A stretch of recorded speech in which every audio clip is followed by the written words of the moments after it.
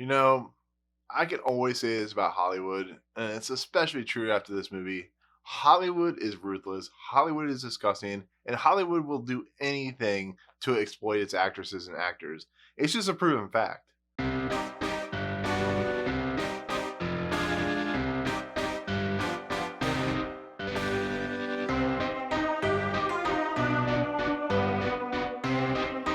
What's up, guys, and welcome to Movie and Point's movie review of Judy, the newest film from director Rupert Goold, and it stars Renee Zellweger, Jessie Buckley, Rufus Sewell, Finn Wittrock, Michael Gambon, Andy Nyman, and Darci Shaw as the young Judy Garland. So, watching a movie like Judy, the movie is not only about the last year of Judy Garland's life, but it's a cautionary tale of what Hollywood can be and what it has been throughout its entire career of existence. Back in the 30s, 40s, even before then, up to I think the 50s and 60s, actors and actresses were under contract they were under a specific studio. They had to do everything for the studio. And if they didn't go along with the studio in its contract, they could be blackballed or blacklisted or whatever you want to call it. And that's kind of what happened to Judy Garland in her life. Is she was this really famous up and coming actress, very talented, a well-known singer. She sings her own music and everything she's ever done. And she was one of those children prodigies that had a lot going for her. But because of people in the Hollywood system, especially MGM, which is the company she worked under, they were so awful to her that it caused her to go into drug and alcohol abuse. And it basically ruined her life. In the end, she had her kids and her family. Liza Minnelli is her daughter, but she just really had nothing but the singer in her. And it's really, really, really sad to see because Judy Garland is just a talent. Marilyn Monroe is in the same sphere of just people who are so talented that died so young. Judy Garland was 47 when she died, and it's really, really sad to see. And this movie really shows how deep and dark her life became because at the very beginning of this movie, she is on the road taking small gigs, making small amounts of money just to support her kids. You really see the feel and the atmosphere of what Renee Zellweger is doing here and how uncomfortable and sad it really is and what Judy Garland's life was really like.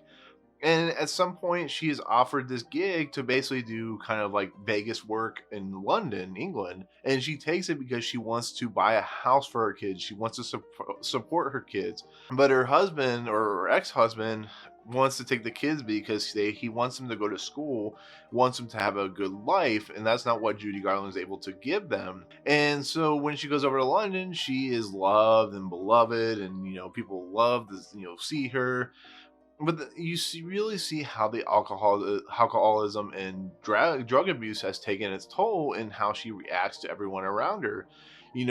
She's one of these characters that puts on a persona, but her persona is so fake and so abused that she can't help this. The people that are watching her from afar just kind of look and just kind of are exasperated, or like this woman they respect is just a character that just is it's a mirage, if you want to say. And just the underlining features of what Judy Garland became in her later years is really, really sad, and it's really depressing to watch. But with that said, with that history aside, this movie is standard in its nature of biographies or biodramas or whatever you want to call it. But what sets this movie apart is Renee Zellweger. Renee Zellweger owns this movie. I personally think, maybe outside of Cold Mountain, is the best thing she's ever done. She embodies who and what Judy Garland was at that older age. And it's so fascinating to watch. It's so mesmerizing. You lose yourself into the character, watching herself go down this road, and to see her, get this boyfriend who is, played by Flynn Whitrock, and they have their relationships, and then you see like her people that are looking after her, and they just see the downward trend of what she's doing. And it's so good of a performance. It really makes you feel sad for this performer that has done so much for so many people in their lives. And you see it with these two guys who are a couple. They go to every one of her shows in London, and one night, there's a lot of times you'll go to like a Broadway show or something like that, and you go in the alleyway or the back alleyway where the performers come out to leave, and they'll like take pictures with you. They'll sign autographs. You know, Ted Neely and Carl Anderson were part of Jesus Christ Superstar, did that for me. And then she meets this couple, and she goes and hangs out with them, and they become like super emotional. But you can really see the moments that Judy Garland has done for these two guys.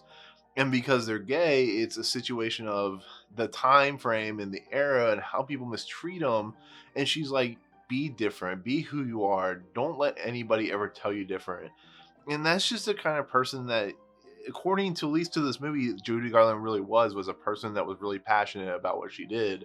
And these people really showed their passion for her. And that's why Judy Garland in this movie with Renee Zellweger as the character is just so good and so fascinating to watch. And you know, you see the heartbreak when she can't be with her kids, and it really shows in the performances through when you're watching on stage when she does her musical numbers. You can see the songs that you're really famous for and stuff like that, and then you get to the very end and you see her do Over the Rainbow, and it's so heartbreaking because you know that song means so much to so many people, but it's a song that has so much tragedy and heartbreak. And then we get interstitials of her past and how, you know, the MGM abused her, and, you know, her people abused her, and, you know, the guy who was running MGM, the mayor, last name Mayor, of course, part of MGM. It's almost uncomfortable to watch how creepy the guy really is, because you can see that she just wants to be a girl who wants to do fun things. And she's put under so much pressure where she's not allowed to eat anything. She's working 18 hours a day. Thank God for the unions that came in to protect children, because this is what happens when that kind of stuff takes into effect. You know, there's a point where she's sitting with Mickey Rooney and she wants to have a hamburger, and she gets yelled at for eating the hamburger and criticized and, you know, whatever. The point where she jumps in a pool that's part of a set, and she gets chastised and basically almost blacklisted from, you know, Mayor. And it's just that kind of stuff. It's just like, it sets you in a mood that just makes you feel sad for, you know, Judy Garland. And the rest of the actors and actresses in this movie are fine, but they take a backseat stage to Renee Zellweger, who is the show of this movie. You know, this is the story that not a lot of people get told in their life, and it's really, really sad. And like I said, this is Renee Zellweger at her best, and she's probably going to either win an Oscar, or at least get nominated for an Oscar, and the movie will probably get nominated for Best Picture from what I see. But it's a movie that, if you can handle the nature of the material, and you want to see a great performance by a famous actress like Renee Zellweger, and you want to listen to Renee Zellweger sing music, which she almost does in this movie for most parts, where she's actually singing, it's pretty incredible. But, you know, that's it. That's gonna be my take on Judy. Like I said, it's fantastic, you know, at least for the performance wise. The movie does get a little heavy handed in some nature material, but overall I definitely recommend it. So yeah, so if you see Judy, or if you like Judy Garland as a whole as an actress, tell me what your favorite part about Judy Garland was, or what your favorite part about this movie was, so on and so forth. But that'll do it. Hit the subscribe button, join Movie Emporium, hit the notification bell at the top to find out what's coming next, and of course comment below on any video that you watch. But otherwise, see you guys on the next video. Peace out. What's up, guys? Thank you so much for checking out Movie Emporium. I really appreciate it. If you want to, go ahead and hit the subscribe button. Hit the notification button and the bell at the top. Find out what's coming next for Movie Emporium. Also, check out these two videos. They're amazing. I think they're awesome. I think you'll enjoy them too. But otherwise, thank you so much for watching, guys. We'll see you next time.